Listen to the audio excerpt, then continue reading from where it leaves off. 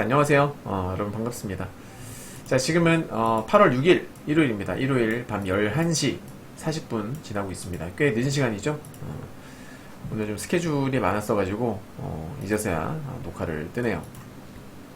자, 8월 미리버 주식 시전방 방송 시작을 해보도록 하겠습니다. 우선 해외 증시부터 한번 점검을 해볼게요. 네. 금요일날 나스닥이 장중에 1% 급등을 하다가 21선과 11선 돌파했었거든요. 돌파했다가 갑자기 쫙 빠져버렸어요. 목요일날 장 끝나고 나서 아마존의 실적 발표가 있었죠. 그죠? 아마존과 애플의 아마존은 실적이 잘 나왔어요. 잘 나와서 시간외에서 거의 한 9% 이상 급등을 했었고요. 애플 같은 경우에는 실적이 안 좋게 나왔죠. 왜 안 좋게 나왔냐면, 그러니까 왜 안 좋게 봐야 되는 거냐면, 실적을 잠깐 보여드릴게요. 매출이 2분기 연속으로 줄었어요. 네. 매출이, 여러분. 그건 진짜 안 좋은 거죠. 그러니까 실적이 안 좋은 여러 가지 그러니까 안 좋게 보는 여러 가지 판단 기준이 있겠습니다만은, 그 중에서도 꽤나 안 좋은 게 뭐냐면 매출이 주는 거예요. 매출 사이즈가. 예. 매출은 늘었는데 영업이익률이 떨어지는 것도 안 좋긴 한데 이건 그나마 괜찮거든요. 근데 매출 자체가 줄어버린다는 건 이건 꽤 안 좋은 거예요. 이거는. 자, 잠깐 보여드릴게요. 애플입니다. 보시면 여기 파란색이 매출입니다. 파란색이. 그리고 이게 이제 이번 분기거든요. 근데 매출이 늘어나다가 지금 2개분기 연속으로 매출이 떨어졌어요. 안 좋은 거죠. 물건이 안 팔리고 있다는 거예요. 뉴스 보셨으면 아시겠습니다만 아이폰 같은 그런 게 안 팔리고 이제 앱스토어라든지 그런 쪽의 매출은, 그러니까 컨텐츠 같은 거 있죠. 그런 것들 매출이 늘었는데 사실 그런 건 돈이 얼마 안 되잖아요. 네, 근데 이제 아이폰, 정작 아이폰이 메인인데 그게 지금 안 팔리고 있다는 거죠. 점점 매출이 감소하고 있다. 아주 부정적인 겁니다. 그죠? 네. 단순히 숫자만 봤을 적에는 어떻습니까? 숫자만 봤을 적에는 어때요? 자, 컨센서스보다 늘었어요. 그죠? 매출도 컨센보다 늘었고, 순이익도 컨센보다 늘었습니다. 하지만 컨센보다 늘었다고 해서 무조건 좋은 건 아니죠. 추세가 중요한 거거든요, 추세가. 근데 매출이 연속으로 2개분기 연속으로 줄었다는 것은 매우 부정적이다. 그래서 이제, 목요일날 미장 끝나고 나서 애플은, 시외에서 한 마이너스 한 2%, 3% 빠졌거든요. 하지만 그래도 아마존의 효과가 워낙 컸어요. 아마존 영향이 커서 초반에는 아주 그냥 불을 뿜었습니다. 나스닥도 올라갔고 S&P도 올라가고 다우도 다 올라갔어요. 그런데 결국 저항받고 그냥 곤두박질을 쳐버렸죠. 쫙 밀려버렸어요. 그렇죠? 근데 이게 애플 때문에 빠졌다. 그러니까 이제 장이 끝나고 나니까 뉴스 같은 거 검색해 보시면은 애플 때문에 빠졌다라고 하는데, 여러분들, 저는 이미 이전부터 저는 더 빠질 거다라고 보고 있었기 때문에, 그러니까 애플 때문에 빠진 건 아니에요. 솔직히 말씀드리면 빠질 자리였어요. 빠질 자리였는데 아마존 때문에 반등이 한번 나왔던 거죠. 그게 맞아요. 그러니까 저는 이미 7월달부터 저는 숏이었어요. 7월달부터 저는 계속 숏 위주로 우리 유료인들께 계속, 그죠? 숏이다, 빠질 거다, 과하다, 빠질 때 됐다 말씀을 드려왔었고, 8월달 증시 전망도 제가 이전에 지난주였었나? 8월 증시 전망에 대해서도 한번 우리 유료인들 전용으로 강의를 VOD를 녹화해서 올려드린 적이 있어요. 근데 거기서도 말씀드렸던 게, 제가 이걸 여기서 올려드렸어요. 보시면 자, 어디서 말씀드렸냐면 여기서 보십시오. 7월 30일 해외 전망 나오죠. 해외 전망이 아니라 미증시 8월달 전망이 있죠. 맞죠, 여러분들? 요거. 이걸 제가 7월 30일에 올려드렸어요. 이때도 말씀드렸던 게 8월달은 빠질 수 있다. 8월달은 미증시 하락할 수 있다라고 제가 미리 올려드렸습니다. 그러면서 기가 막히게 지금 8월 되면서 쭉쭉쭉 빠지고 있는 거죠. 그렇게 전망을 했던 이유에 대해서 말씀드릴 거예요. 이유에 대해서. 우선은 나스닥의 일봉과 주봉과 월봉의 추세가 수상했다. 월봉의 추세. 지금 보시면 이 추세를 무시 못합니다. 보시면은 파란색 선 보이시죠? 요거 하나 고점, 저점, 저점. 그리고 중심선, 중심선, 중심선. 네. 자, 그리고 쭉 가다가 어떻게 되더라? 여기서 보시면은 정확하게 고점에서 딱 부딪히고 빠져주죠. 딱 부딪히고 빠지고. 또 고점을 돌파했었어요. 했다가 빠지고. 이번에도 고점 딱 찍었죠? 여기서 찍었잖아요? 찍고서 바로 그냥 빠져줍니다. 그죠? 7월 달에 고점 시도를 2번 정도 했었었는데 결국 다 뺀 거예요. 결국 다 빠져버린 거예요. 결국 다. 제 예상대로. 이게 이제 일봉입니다. 나스닥 일봉이고요. 주봉을 볼까요? 주봉. 주봉 같은 경우에도 보시면 여기 보시면 네. 이 시그널 요거 이게 이제 제가 만든 숏 시그널인데 아무 때나 적용하는 거 아니에요. 원래 저건 이제 제가 해외 선물 전용으로 만든 시그널인데 이거 떴다라는 것 자체도 좀 하락할 가능성이 높다라고 볼 수 있는 건데 거기다가 이번 주에 또 이렇게 곤두박질 치는 연봉이 나왔으니 확률도 높아진 거예요. 확률은 이것도 그렇고 그리고 상승 흐름한 그러니까 상승 파동이 나온 이후로 이 핑크색 보이시죠? 이게 뭐냐면 5주선입니다. 5주선. 근데 지난 3월달 이후로요. 이 5주선을 이탈한 게 지금 처음이에요. 처음으로 5주선을 이탈을 했어요. 처음으로. 물론 5주선 이탈하고 했다고 해서 뭐 100%더 추가적으로 빠지냐 그런 건 아니지만 네. 이것만 보는 건 아니에요. 지금 제가 여러 가지 종합적으로 판단했을 때 추가 하락 나올 가능성이 매우 높겠다 라고 보고 있는 거고. 자, 그럼 이제 마지막으로 월봉을 보게 되면은 월봉 보시면 좀 더 뚜렷하죠. 자, 저점, 고점, 여기 중심선, 여기 중심선, 여기 중심선인데 일단 이제 코로나 팬데믹으로 갑작스럽게 투매가 나왔던 것이고 예.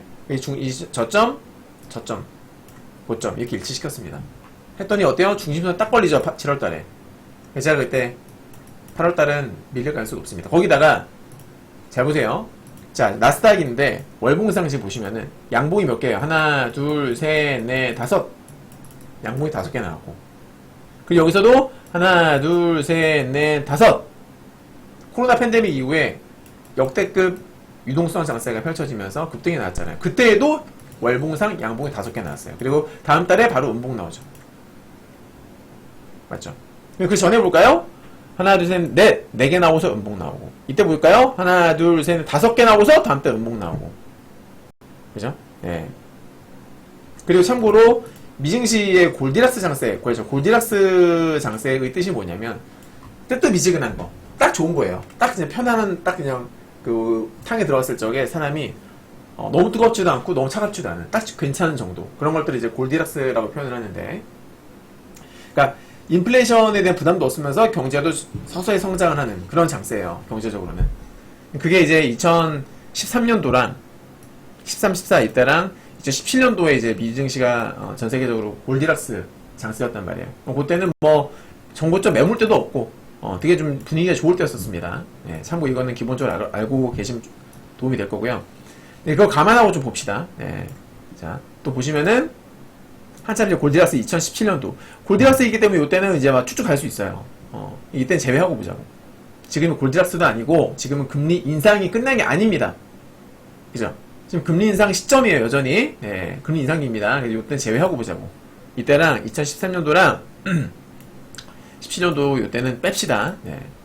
그리고 나머지 볼게요. 자, 여기도 보시면, 양봉이 하나, 둘, 셋, 넷, 5개 나오고서 급락. 하나, 둘, 셋, 4개 나오고서 다음 달 음봉. 좀 전에 말씀드렸습니다. 여기도 5개 나오고서 빠지고. 그죠? 맞죠, 여러분들? 네. 13년도에도 골디락스였는데, 하나, 둘, 셋, 4개 나오고서 다음 달 음봉. 그러니까, 양봉이, 월봉 기준으로 양봉이 연속으로 4개, 5개 이상 나오는 게 쉽지 않은 거예요. 그러니까 17년도에만 좀 더 길게 나왔던 겁니다. 골디락스일 때. 이때는 글로벌 증시가 다 그냥 편안하게 올라갈 때거든요. 17년도는. 또 보겠습니다. 그 전에. 자. 이때 언제요? 금융위기 이후에 이때도 제로금리를 하면서 역대급 유동성 장세. 그때다 보니까 어때요? 바닥권에서 하나, 둘, 셋, 넷, 다섯, 여섯, 7개까지 나왔어요. 그러니까 이런 스페셜한 경우는 제외하자고. 제외하고 보니까 어떻습니까? 실제로 양봉이 4개나 5개 나오니까 다음 달에 음봉이 너무나 잘 나오더라. 음봉이 나오더라. 이때 보시면은 하나, 둘, 셋, 네 개 나오고서 음봉. 맞죠? 이대로 볼까요? 하나, 둘, 셋, 넷, 다섯 개 나오고서 음봉. 맞죠? 확률이 매우 높다라는 거예요. 자,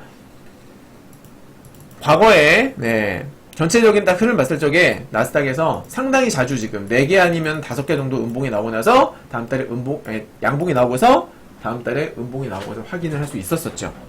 주식은 확률 게임 아닙니까? 거기다가, 추세 중심선을 딱 부딪혔고요. 그래서 저는 8월 달에는 음봉, 즉 하락장이 펼쳐질 가능성이 매우 높습니다. 라고 말씀드렸던 거예요. 매우 높아 보입니다. 그리고 한 가지 더. 자, 우리 글로벌 증시가 작년에 급락을 했잖아요. 왜 급락을 했어요? 인플레이션이 너무나 높아서. 왜 인플레이션이 왜 높아졌죠? 인플레이션이 높아졌다는 소리는 뭐냐면 쉽게 말하면 화폐의 가치가 추락했다는 소리예요. 왜 추락을 해요? 돈이 넘쳐나니까. 그죠? 돈이 왜 넘쳐났습니까? 코로나 팬데믹 때 경제를 살리기 위해서 돈을 풀었잖아요. 제로금리. 그렇죠? 전 세계적으로 다 돈을 풀었어요. 그래서 그 넘쳐난 돈들이 어디 들어가요? 주식시장도 들어가고 주택시장도 들어가고, 그래서 자산가격의 거품 현상이 일어난 거죠. 네. 잘 모르시는 분들이 정부 때문에 뭐 집값이 올랐다라고 얘기하는데, 그거는 경제에 대해서 1도 모르시는 분들이 하는 말씀이시고, 돈이 풀렸잖아요. 네. 돈이 풀렸으니까 그 돈들이 주식시장에도 들어가고 주택시장에도 들어가고 하니까는 자산가격이 거품이 끼는 거예요. 정부 탓이 아니에요. 이건 글로벌하게 다 마찬가지예요. 미국도 많이 올랐죠, 그 이후에. 그래서 제로금리로 인해서 유동성 장세 때문에 네, 주식이 많이 올랐고, 근데 그러다 보니까 어떻습니까, 여러분들? 코로나 팬데믹으로 인해 가지고 여러 가지 현상들이 나타났었는데, 기본적으로 자산가격 상승. 네. 근데 코로나잖아요. 질병이잖아요. 네. 질병이지 않습니까? 그러다 보니까 사람들이 업무 시간, 그러니까 회사에 출근을 못하거나, 혹은 뭐 업장이 잠정 그냥 임시 중단되는, 네, 업무가 중단되는, 그런 일도 되게 빈번하게 발생을 했어요. 그죠? 그래서 어떤 이제 특히나 운송 측면에 있어가지고 문제가 많이 발생했었죠. 네. 그래서 서플라이 체인 디스럽션이라고 해가지고, 어쨌거나 사람들이 뭔가를 주문을 하면 배달을 해줘야 되잖아요. 네, 그게 이제 해외 배송일 수도 있고 우리나라 국내에서도 있고, 근데 해외 배송 같은 경우에도 일할 사람이 부족해지는 거야. 그러니까 주문은 계속 몰리는데 어떻게 돼요? 이게 주문이 제때, 그 배달이 제때, 공급이 제때 안 되는 거죠. 질병이다 보니까. 맞죠, 여러분들? 네. 업장 내에 코로나 걸린 사람이 한두 명이라도 있으면 어떻게 돼요? 그 사람들은 집에 못 나오고, 그로 인해 가지고 또 걸리는 사람이 계속 늘어나잖아요. 감염되니까. 네. 그래서 이런 것들 때문에 자산 가격이 더 빨리 올라가는 거예요. 맞죠, 여러분? 가격이, 왜냐면 사람들이 구매를 하고 싶은데 물건이 부족해.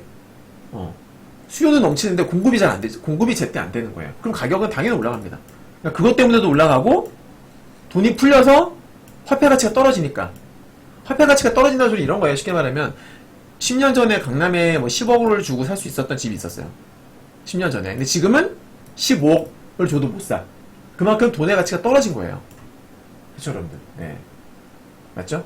그래서 돈이 풀리면서 화폐 가치도 떨어졌는데, 좀 전에 말씀드렸던 서플라이 체인 디스럽션 같은 그런 이슈들 때문에도 가격이 더 올라간다. 그래서 역대급 인플레이션 장세가 됐던 거예요. 근데 그대로 가게 되면 어떻게 돼요? 경제가 안 좋아질 수밖에 없겠죠. 네. 사람들이, 여러분들 돈이 풀렸다고는 하지만 그렇다고 해서 수입이 많이 늘어났습니까? 그것도 아니란 말이에요. 임금 상승률은 늘어났어요. 시간당, 왜냐면 물가가 올라가면 시간당 임금 상승률도 올라는 갑니다. 하지만 체감이 어때요? 그것보다 물가가 더 빨리 올라가죠. 만약에 월급이 50만원 올랐으면은 월급 50만원 올랐는데 물가는 이거보다 더 많이 올라가가지고 어때요, 여러분들? 여전히 사람들이 경제생활하는 데 있어서 너무나 어려움을 겪는 이런 일이 계속 유지가 되는 거예요. 그럼 결국엔 경제는 어떻게 돼요? 안 좋아질 수밖에 없는 거죠. 맞죠, 여러분들?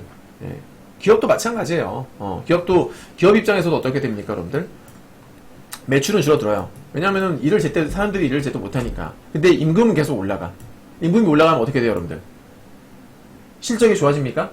임금이 그 비용이잖아요. 네. 비용이 올라가다 보니까는 어떻게 돼요? 기업 입장에서 실적이 안 좋아져. 그러면 실적을 다시 좋아지게 하기 위해서 고용을 갖다가 어떻게 합니까? 줄일 수밖에 없는 거죠. 있는 사람들을 갖다가 그래서 작년인가에 한참 빅테크 몇몇 기업들 뭐 메타라든지 일부 기업들이 인원을 짜내냈잖아요. 구조조정을 했잖아요. 네. 안 좋아지는 거예요. 이런 현상이 계속 유지가 되면 전 세계적으로 경제는 침체로 이어질 수밖에 없는 거다. 그래서 이걸 막기 위해서 어떻게 합니까? 연준이 인플레이션을 빨리 잡아야 되는 거야. 그래서 금리를 올렸죠. 아주 초고속으로 올렸어요. 초고속으로. 그러다 보니까는, 그러니까 쉽게 말하면 이제, 시중의 유동성을 빨아들이는 거예요. 금리를 올리면서 유동성을 빨아들여. 근데 이제 거기에 따라서 그동안 넘쳐나는 돈들이 주택시장에도 들어가고, 주식시장에도 들어가서 거품이 생겼는데, 이제 연준이 그 돈을 다시 빨아들이겠대. 그럼 당연히 거품이 꺼지면서 주가는 급락을 하게 됩니다. 어마어마하게 빠졌죠. 그죠, 여러분? 예. 그래서 한동안은 작년에는 한참 이슈가 됐던 것들이 뭐냐면은, 물가지표. 이런 것들이 제일 중요했어요. 대표적인 물가지표가 뭐가 있어요? CPI가 있고 PCE가 있어요. 그죠? CPI는 뭐예요? 소비자 물가지수고, PC는 뭡니까? 뭐더라? 개인 소비 지출 물가지수. 그죠? 연준이 연준이 참고로 하는 물가지표는 참고로 PC입니다. 네, 개인 소비 지출. 연준이 목표로 하는 목표치가 몇 프로예요? 3%입니다. 참고로. 3%, 2%. 네, 2%입니다. 3%가 아니라. 그죠? 네. 많이 떨어졌죠? 얼마 전에 PC도 CPI도 3%까지 떨어졌었어요. 정말 많이 왔어요. 목표치가 2%인데, 한때 작년에 한참 8%에서 9%까지 갔던 물가가 이제, 거의 3%까지 떨어졌으니까, 금리 효과가 확실히 있었던 거죠. 그죠? 근데 경제 침체도 일어나지 않았고. 잘한 거예요. 적절한 시점에 잘한 겁니다. 물론 좀 더 빨랐으면 좋았겠지만은, 늦은 감이 없지 않아 있었습니다만, 어쨌건 지금 결과적으로 볼 때, 연준이 초고속으로 금리를 올려가지고, 지금 빨리 물가가 잡히긴 했어. 그래서 예전만큼 이 물가지표를 사람들이 별로 이렇게 중요시하게 생각지 않는 분위기가 좀 있어요. 이제 물가 잡혔다. 금리 인상 끝냈다라고 보는 인식이 좀 강해졌죠. 주가도 많이 올라갔고, 네. 하지만 정말 끝일까요? 아닙니다. 네, 아닙니다. 자, 제가 여기 써놨어요. 국제유가가 수상하다. 뭐든지 그래요. 주가는 오르고 내릴 때 항상 계단식으로 올라가고 계단식으로 빠져요. 물가도 마찬가지입니다. 계단식으로 올라갔고 계단식으로 빠져요. 그 말은 뭐냐면 빠지다가 반등이 나올 수 있다는 소리죠. 자, 국제유가 보겠습니다. 실제로 물가에 큰 영향을 미치는 요인이 바로 국제유가 아니겠습니까? 네. 자, 국제유가 차트 잠깐 보여드릴 텐데, 이게 지금 보시는 게 크루드 오일이에요. 실제로 2022년도 보세요, 여러분들. 자, 코로나 팬데믹 이후에 유가가 어마무시하게 올라갔어요. 어마무시하게 올라갔습니다. 이거 무시 못합니다. 그리고 유가가 본격적으로 빠졌던 게 언제부터입니까? 6월달부터 빠졌죠. 6월부터 쭉 빠지기 시작했어요. 자, 그래프 하나 보여드리겠습니다. 자, 보십시오. 자, 그래프 잠깐 봅시다. 자, 지금 이제 CPI를 한번 보여드릴 건데요. 국제유가가 6월부터 급락을 한 거 보이시죠? 네, 그럼 CPI는 언제부터 급락을 했을까? 자, 보여드릴게요. 비슷한 시기예요. 네. 자, 보시면 차트를 자 보십시오. 그러니까 국제유가는 최고점이 언제였냐면 6월이 최고점이었죠. 6월이 최고점이었습니다. 국제유가는. CPI는 보십시오. 네. 자, 여기 보시면은 이게 7월이죠. 그죠? 여기 7월달이 최고점이에요. 여기 7월입니다. 2022년 7월달. 네. 자, 국제유가가 6월달이 최고점이었었죠. 그죠? 자, 7월달에 발표하는 게 6월 수치예요. 오케이? 7월달에 여기가 7월이 있었습니까? 7월달에 발표하는 게 6월달 수치라고. 그러니까 정확하게 맞아떨어지는 거죠. 국제유가 최고점이 6월이었는데 그 6월 수치가 언제 나온다고요? 7월달에 나오는 거라고. 그때 실제로 국제유가가 최고점 찍었을 때 CPI도 최고점이었다 그 말이에요. 알겠죠? 100% 국제유가에만 영향을 받는 건 아니에요. 이것도 있고 여러 가지 주거비도 있고 뭐 식료품비도 있고 여러 가지가 있겠지. 네. 하지만 유가가 상당 부분 차지하잖아요. 예를 들어서 여러분들이 뭐 예를 들어서 어떤 뭐 휴대폰을 만든다. 그죠? 네. 휴대폰을 만드는 데 들어가는 여러 가지 부품들이 있잖아. 부품들이 그냥 공짜 어디에 갑자기 딱 생깁니까? 아니지 않습니까? 부품을 여기저기서 수입도 하고, 여러 하청업체들로부터 주문도 하잖아. 근데 그런 과정에서 운송이 필요하죠. 그렇죠? 물건을 만들기 위해서는 좀 부품도 필요하겠지만 그 부품들을 옮겨야 되잖아. 운반해야 되잖아. 기름값이 된단 말이에요. 그죠? 네. 해외에서 들어오는 거면은 이제 배를 타고 들어올 것이고, 국내에서 하게 되면은 차를 타고 이동할 것이고, 기름값이 당연히 영향을 미치죠. 당연히. 맞지 않습니까? 네. 그래서 물가에 큰 영향을 차지하는 게 바로 국제유가인데, 딱 보니까 실제로 연관성이 있다 없다? 있다라는 거죠. 자, 그런데 제가 이 말씀 왜 드리느냐? 지금 유가가 7월달부터 급반등 중에 있다. 유가가요 7월부터 급반등 중에 있다. 네. 그죠? 요거 우리가 무시하면 될까요? 안 될까요? 안 된다.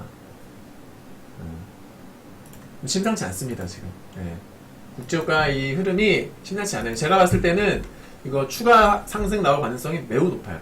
그러니까 단기 과열권이에요, 국제유가가 현재. 단기 과열권인데 매일 올라가진 않겠죠. 네. 하지만 추세 흐름이 지금 상당히 강력합니다.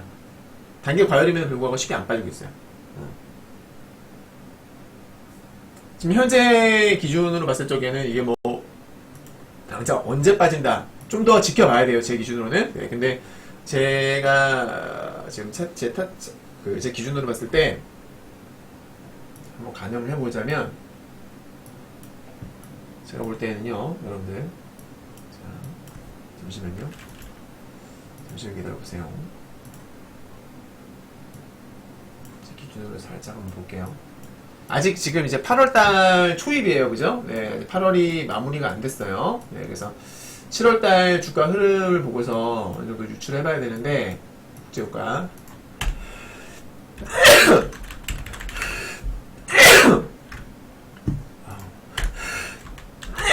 죄송합니다. 제가 볼 때는 요거 국제유가가 추가 상승 나올 가능성이 매우 높습니다. 매우 높아요. 네. 제가 추세 좀 잘 맞추는 편인데, 이거 추가 상승 나올 가능성 매우 높아 보인다. 좀 더 올라갈 수 있을 것 같아요, 여러분들. 좀 더. 좀 더. 어디까지 가느냐, 일단 여기가 지금 저항대라서, 왜냐면 여기가 딱 봐도, 누가 봐도 여기 저항대잖아요. 그죠? 그러니까 이 저항대 한 번에 돌파는 못하겠지만, 한때 지지받고 저항도 많이 받았어요.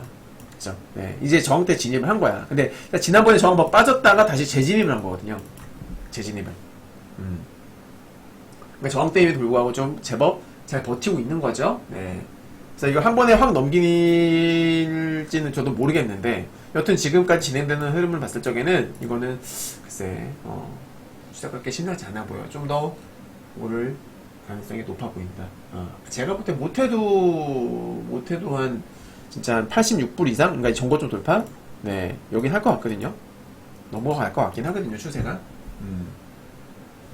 아무튼 유가가 지금 보시면 7월달에 올랐다라는 거는 이게 언제 나옵니까? 8월달 CPI와 8월달에 발표되는 PCE에 영향을 준다라는 거예요. 얘네가 어떻게 되겠어요? 영향을 받으면은 지난달 대비 올라갈 수 있겠죠. 그죠? 최근까지는 CPI라든지 얘네들이 전월 대비 낮게 나오면서 시장에 호재로 작용해왔었어요. 보시면은 자, CPI입니다. 이전값 대비 다 낮게 나왔죠. 시장에는 호재로 작용해왔었거든요. 얘네들 발표될 때마다 미증시가 급등을 해왔다고. 자, 그런데 지금 보시면 어떻습니까? 컨센서스가, 자, 시장의 예상치입니다. 다시 보겠습니다. 자, 원래는 이전값 대비 컨센서스 낮고 똑같고 낮고 이전값보다 대부분 낮게 컨센서스가 잡혀 있었어요. 그런데 처음으로 컨센서스가 높습니다. 띠리리. 전문가들도, 경제 애널리스트들도 어떻습니까? 지금 이전값보다 높게 나올 것 같다라고 지금 예측을 하고 있는 거예요. 그죠? 얘네도 국제유가를 고려했겠죠. 저처럼. 맞죠, 여러분들? 네. 그래서 지금 컨센서스가 높게 나오면, 아니 CPI가 높게 나오면 어떤 일이 벌어질까? 그럼 투자자들 입장에서, 야, 금리 인상 끝난 거 아니었어? 라고 생각하던 사람들이, CPI 높게 나왔네? 그러면은 금리 인상 더 할 수도 있겠네? 이렇게 또 생각이 되겠죠. 그쵸, 여러분? 거의 뭐, 이제 시장이 올라갈 때는, 거의 뭐 금리 동결 수준으로만 올라갔었지 않았습니까? 그쵸, 여러분? 거의 금리 동결 수준으로만 올라갔었는데, 이제는 갑자기 CPI가 올라가 버리면은, 야, 금리 동결 아닐 수도 있겠다. 국제유가가 저렇게 급등을 해버리면 CPI가 계속 올라가면 실제로 그랬잖아요. 연준이 FOMC 회의를 할 때마다 파월이 뭐라 그랬습니까? 데이터를 보면서 결정할 거다. 매일같이 얘기했어요. 데이터를 보면서 결정할 거다. 얘네도 장담할 수 없죠. 향후 물가가 올라갈지 계속 떨어질지 모르는 거니까 데이터 보면서 결정할 거다. 누구라도 그렇게 얘기했을 거예요. 근데 CPI가 다시 올라가잖아. 그러면 금리 인상을 계속 해야 될 수도 있다는 소리예요. 그쵸? 네. 물론 이제 물가가 어느 정도까지 올라가느냐에 따라서 또 결과는 달라질 수 있겠습니다만은, 그래서 아직은 안심할 수 없다. 그동안에 주가를 올렸던 원인이, 자, 그러니까 심플하게 생각해 보세요. 주가 급락의 원인은 인플레이션을 잡기 위한 초고속 금리 인상. 자, 주가 반등 원인은 뭐였어요? 이제 인플레이션이 많이 잡혔고 또 잡힐 것이라는 기대감이 있었었죠. 그래서 금리 인상도 작년만큼은 못할 것이다. 금리 인상 속도가 많이 떨어질 것이고 어쩌면 동결이 될지도 모른다라는 기대감 때문에 주가가 많이 올라갔단 말이에요. 자, 그런데 CPI가 높게 나왔어. 그러면은 야, 어쩌면 끝이 아닐 수도 있겠다라는 불안감이 작용할 수 있겠죠. 그죠? 그럼 어떻게 되겠어요? 투자 심리가 당연히 위축이 될 수밖에 없다라는 거지. 그쵸? 그래서 이번 주 CPI는 소비자 물가지수, PPI는 생산자 물가지수인데 현재 컨센서스를 보니까 CPI도 컨센서스보다 높게 나옵니다만은 YOY 전년 동기 대비 기준, PPI도 마찬가지예요. 생산자 물가지수도 야, 얘는 0.1까지 갔었어요. 근데 이번에 무려 0.7%까지 나옵니다. 컨센서스가 여러분들. 네. 지금 두 사이트가 다 똑같아요. 두 사이트가 다 똑같이 컨센서스가 높게 나오고 있습니다. 얘네들은 인베스팅이고 얘네들은 파이낸셜인데 달라요. 다른 사이트인데 다 똑같이 지금 컨센서스가 이렇게 잡히고 있어요. 즉 주가라는 것은 어떻게 돼요? 여러분들 약간 선반영되는 감이 좀 있죠. 야, 이번 주에 CPI가 나오는데 컨센서스가 지금 안 좋게 나왔어. 그러면은 투자자들이 야씨 빠질 수 있겠는데? 컨센서스는 빠르면 일주일 전에 나온단 말이에요. 미리 나와요. 며칠 전에 나옵니다. 네. 이런 것들이 이제 어느 정도 투자의 지표가 되곤 하는데, 이때까지는 보시면은, 자, 컨센서스 3.1이었는데 더 낮게 나왔고, 더 낮게 나왔고, 더 낮게 나왔고, 더 낮게 나왔거든? 이번에는 컨센서스 3.3이에요. 얘보다 낮게 나와도 사실 이전 값보다 올라가는 거라서, 올라가는 건 악재인데, 만약에 얘보다 높게 나오면, 더 큰 악재가 될 수 있는 거죠. 네. 그러니까 지금 투자자들이 이제 불안감을 느끼기 시작했다 그 말이에요. 그게 미증시에서 반영이 되는 것일 수도 있겠고. 무슨 말인지 알겠죠? 네. 우리 유로방은 제가 계속 저는 나스닥 지수가 급등이 막 1% 이상 급등이 나오고 있을 때에도 저는 계속 숏을 외쳤어요. 빠진다. 쫄지 마라. 빠진다. 결국 어떻게 됐습니까? 새벽에 쫙 밀려버렸지. 대박이었어요. 네. 스펙터클했다 진짜. 또 수익 많이 났는데 보시면은 이게 선물 차트인데 그러니까 계속 올라갔죠. 계속 급등이 나오다가 자 보세요. 계속 급등이 나왔었어. 나오다가 숏 시그널 딱 뜨고 나서부터 촥 다우도 촥 빠지고 대박이었지 우리. 네. 새벽에 엄청 벌었어요. 저도 많이 벌었고. 잠깐 보시면은 우리 그때 우리 회원님들 새벽까지 저와 함께 하셨던 분들 꽤 많이 먹었죠? 저도 그날 하루에만 저도 2천만원 넘게 먹고 잤는데, 몸은 좀 피곤했지만, 네, 요거죠. 이거 제 거. 제 이름이고. 계좌 두 개입니다. 하나는 1,000만원 수익이 났고, 하나는 1,070만원 수익이 났고, 그죠? 요거 두 번째 계좌. 네, 그래서 합이 이제 2,070만원 정도 벌었고, 누적 수익이 그래서 지난 금요일까지 해가지고 올해 1월부터 8월까지 누적 수익이 2억 300만원 넘었어요. 드디어 2억을 넘겼습니다. 제 계좌가. 드디어. 예. 해외 선물은 방향성만 잘 보면 결국 먹게 돼 있어요. 예. 그죠? 빠진다, 올라간다, 이것만 잘 맞추면 돼. 주식은 어때요? 주식은 그 기업의 실적도 알아야 되고, 업황도 알아야 되고, 갑작스럽게 무슨 유상증자 공시 나오면 급락을 하는 것도 있고, 그죠? 네. 신경 써야 될 게 한두 가지가 아니에요. 수급도 있잖아. 종목들별로 수급도. 차트를 모멘텀 너무나 좋았는데, 오늘 갑자기 그 주식을 많이 들고 있던 슈퍼개미가 던져버리면 그것도 급락을 할 수 있고, 네.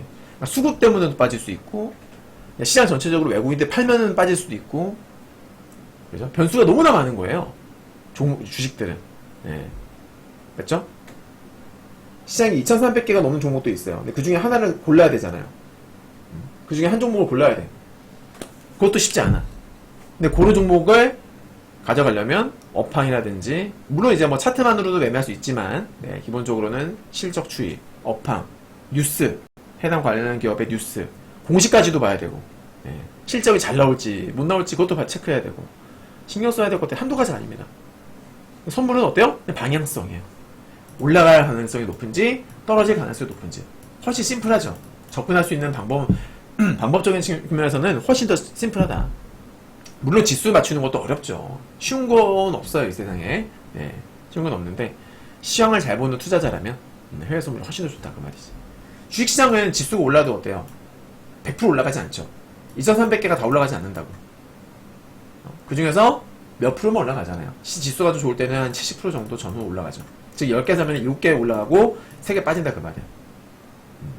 맞죠? 근데 지수는 올라간다 떨어진다 맞추면은 다 먹는 거야. 맞죠 여러분들? 네. 회원님 수익 많이 났죠.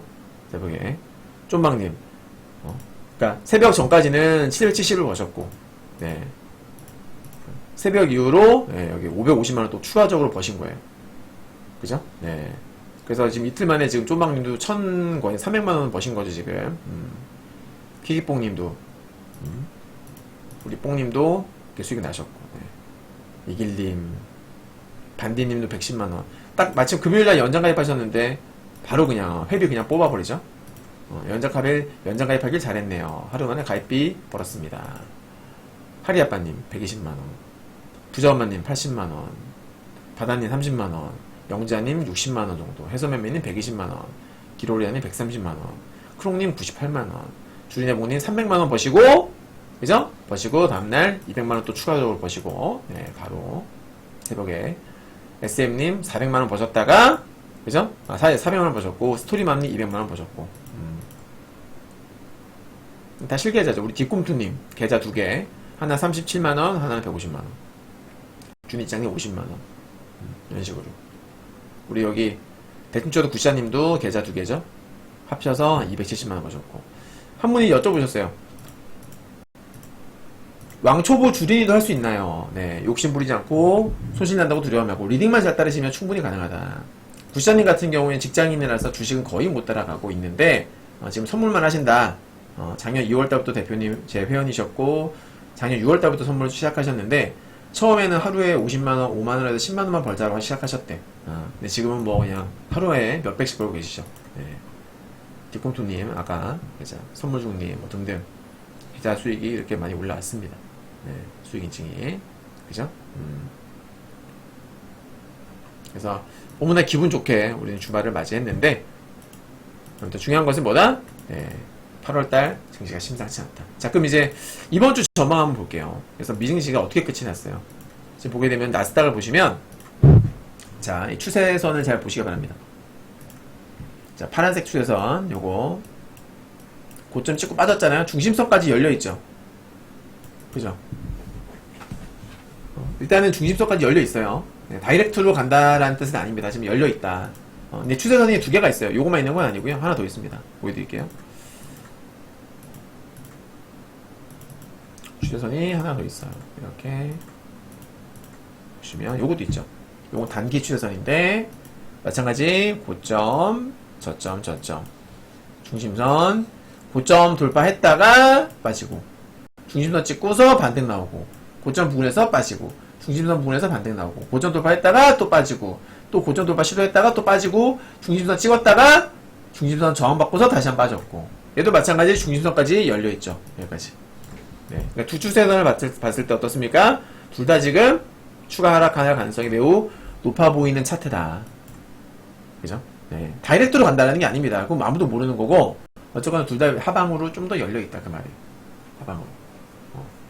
제 개인적 소견으로는 그래요. 지금 흐름을 봤을 때 일단은 월요일에 저는 좀 더 월요일 본장이 좀 더 추가로 나올 수 있다고 보고 있고, 근데 이제 추세가 워낙 강했었기 때문에 한 번에 급락을 하기보다는 네, 일단은 반등이 나왔다가 월요일에는 저는 반등이 나올 수 있다고 봐요.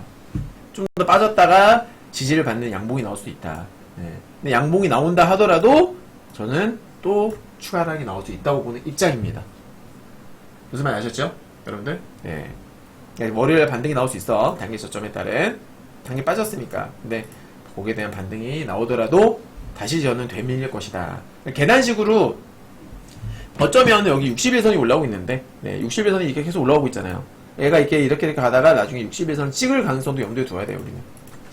알겠죠? 그러니까 8월달은 약세장 가능성을 염두에 두고서 좀 보수적으로 플레이를 하는 게 좋을 것 같다. 그 다음에 이제 국내 증시 보겠습니다. 환율이 급등 중이다. 이거 제가 환율 진짜 다 맞췄거든요? 환율? 이거 제가 유료방이나 무료방에 같이 올려드렸어요. 원달러 환율 바닥 찍었다고 봅니다. 이게 이날입니다. 원달러가 최저점이었을 때, 이날 제가 바닥 찍은 것 같다고 말씀드렸거든요. 어떻게 돼요? 그때부터 4.2%나 급등이 나왔어요. 그죠?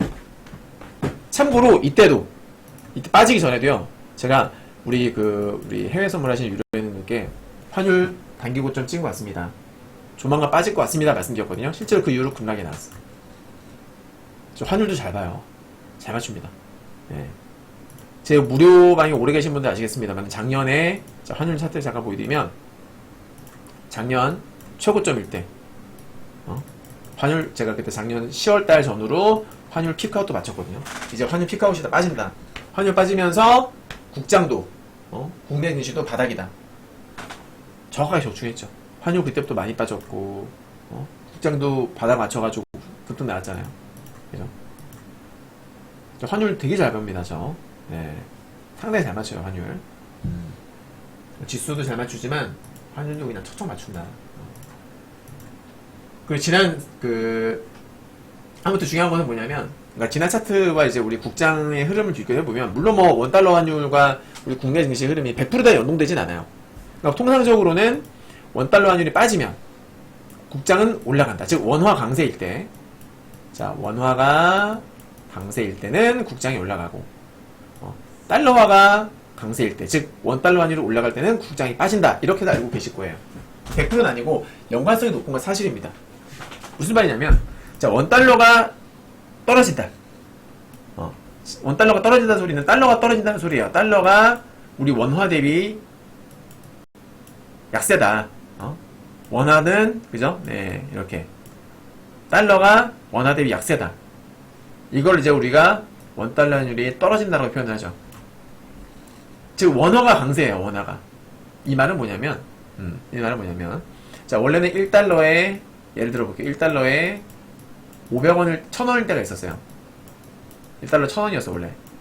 즉 1달러를 주면은 1000원으로 바꿔줬어. 근데 갑자기 극단적으로 환율이 변해서 1달러에 500원이 됐어요. 이 말은 뭐냐면, 예전에는 1달러를 주면 1000원으로 바꿔줬는데, 이제는 우리 원화의 가치가 올라서 1달러 줬는데 500원밖에 안 주는 거야. 그만큼 어때요? 야씨, 왜 이렇게 원화 비싸졌어? 원화의 가치가 그만큼 올라간 거죠. 그죠, 여러분? 자, 이게 주식시장에 어떠한 영향을 미치느냐. 자, 우리 외국인 투자자들이 우리 국내 주식을 매수하려면 달러로 매수 못합니다. 원화로 매수를 해야 됩니다. 원화로. 네, 원화로 매수를 해야 됩니다. 즉 환전을 해야 되겠죠. 그죠? 달러를 가지고 와서 한국 주식 좀 매수하려고 그러니까 원화로 바꿔주세요. 만약에 우리나라 주식시장에 대한 수요가 여러분들 우리나라 주식시장을 보는 시각이 좋아지면 야, 아무래도 올해 한국 시장이 올라갈 것 같아. 이런 전망이 막 강세를 띠기 시작하면 어떻게 되겠어요? 외국인 펀드 매니저들이 외국계 펀드들이 어떻게 하겠습니까? 원화로 환전하려는 수요가 올라가겠지. 그죠? 그렇지 않습니까? 그러면 어떻게 돼요? 원화를 찾는 수요가 올라가게 되면, 즉 달러를 팔고 원화를 찾는 수요가 올라가게 되면 당연히 어떻게 됩니까? 원달러가 떨어지는 거예요. 원달러의 영향을, 그러니까 100% 걔네들의 수요에만 연동되지 않겠지만은 영향을 미치겠죠. 한국 주식을 사기 위한 외국계 펀드들이 마구마구 들어오기 시작을 하면 환전을 하게 되면, 원화로 환전을 하게 되면 원화에 대한 수요가 올라가고 달러를 파니까 그만큼 원달러가 떨어진다고. 그죠? 그리고 외국인들은 우리나라 주식 사겠죠. 맞죠, 여러분들? 자, 그럼 여기서 또 어떤 일이 발생하느냐. 그러니까 이것만으로도 달러가 떨어질 수 있는데, 자, 이제 국내 주식이 샀어요. 만약에 10,000원짜리 샀다. 10,000원짜리 샀어. 1달러에 500원, 1달러에 1,000원일 때, 1달러에 1,000원일 때, 네. 10,000원이라는 주식을, 10,000원짜리 주식을 한 주를 샀어요. 나중에 이제 이걸 주식 팔았어. 안 움직이길래 본전 매도했어. 10,000원에 팔았어. 팔았는데 환율이 1달러 1,000원에서 500원 떨어졌어. 그죠? 자, 그럼 이 외국인은 이 10,000원짜리 주식을 사기 위해서 처음에 여러분들 10달러를 가져왔겠죠. 왜냐면 그때는 1달러 1,000원이었으니까. 10달러를 주고서 10,000원을 바꿔주세요 한 다음에 그 10,000원으로 주식 한 주 샀단 말이야. 나중에 이제 그 주식 팔았어요. 그대로 10,000원이죠. 10,000원짜리 한 주 그냥 본전에 팔았으니까 10,000원이잖아. 수수료 제외하고 그냥 10,000원이라 칩시다. 그래서 이거를 나 이제 무슨 일이 생겨가지고 나 달러로 환전하고 싶어요. 바꿔주세요 했더니 어떻게 돼요? 지금 환율이 1달러 500원이 됐어. 그쵸, 여러분들? 네. 그러면은 10,000원을 가지고서 달러로 환전하니까 얼마 받아요? 20달러 받는 거야. 외국인들 입장에서는 개꿀이죠. 왜? 이 주식을 사려고 외국인이 가져온 돈은 10달러예요. 10달러를 가져왔었는데 환율이 급락을 해가지고 주식은 그냥 본전에 팔았지만 환율이 변해서 20달러를 받게 된 거죠. 그러면 얘는 100% 수익을 얻은 거예요. 환율만 가지고서. 이걸 뭐라 그래요? 환차익이라고 합니다. 환차익.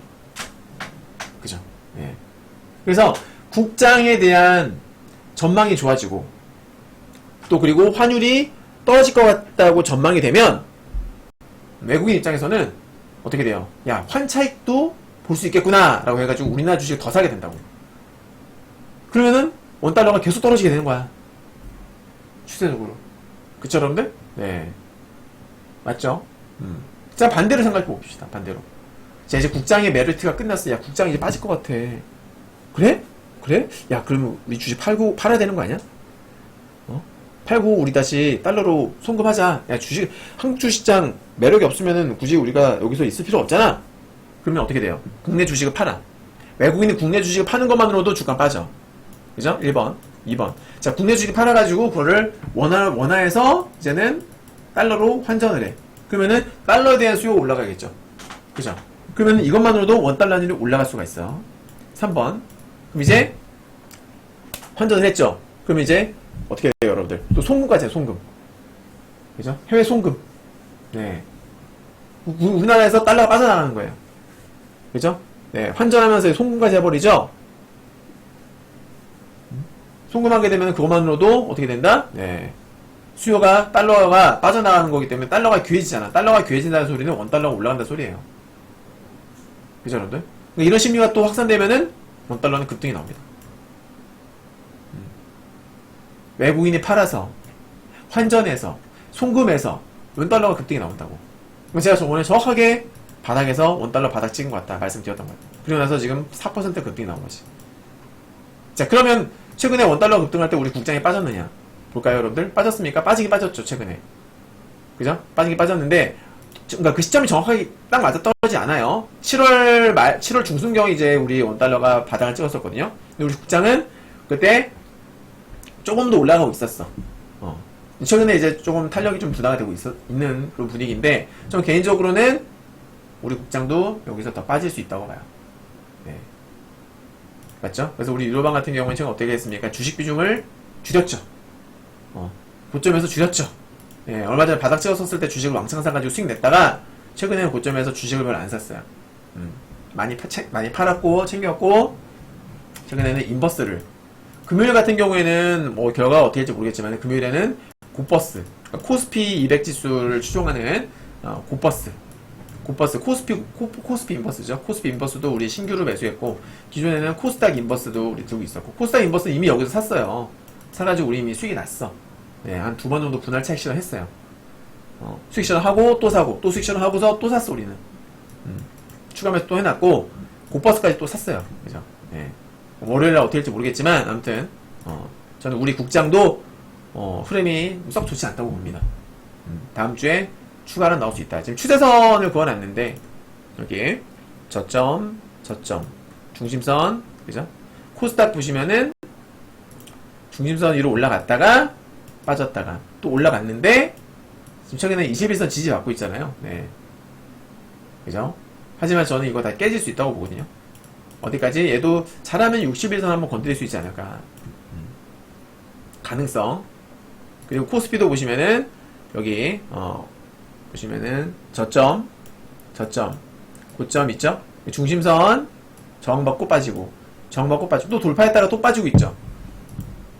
코스피도 이 추세선 하단까지 살짝 빠질 수 있지 않을까. 뭐 급락까지 모르겠는데 아무튼 쉬어갈 가능성은 분명히 있다. 미증시도 좀 더 빠질 가능성이 보이고 국장도 좀 더 밀릴 가능성이 보인다라는 거죠. 그래서 이번 주는 우리 국내 주식 같은 경우에 조금 보수적으로 보자.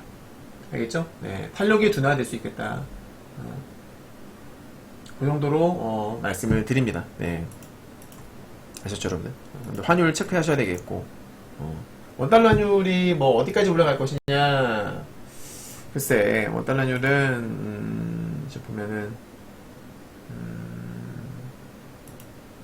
얼추 이제 단기 고점 오긴 했거든요. 단기 고점, 여러분. 계속 올라가진 못할 거예요. 근데 흐름상 단기 과열권이긴 해요. 네. 탄력이 둔화될 수는 있을 것 같기는 한데 제 기준으로 볼 때는 좀 더 오를 수 있어요. 한 1300 지금 거의 10원까지 올라왔는데 제 생각에는 못해도 1300 한 17원? 그러니까 여기 좀 더 오를 수 있다고 봅니다. 1317원에서 전고점 부분이죠. 네.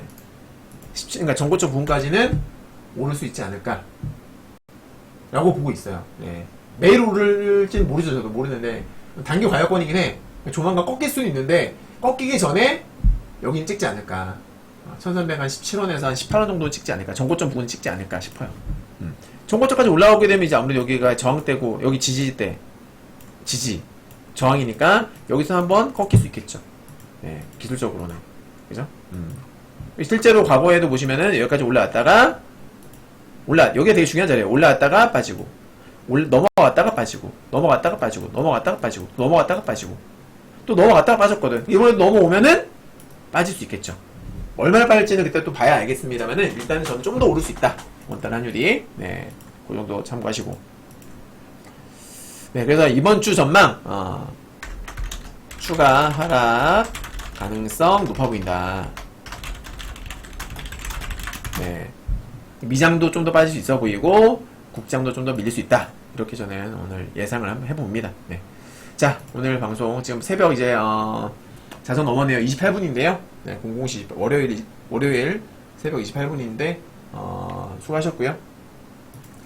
네, 이번 주 대응 잘 하시고 항상 성공투자하시기를 진심으로 기원 드리겠습니다. 네, 감사합니다. 여기까지 하겠습니다.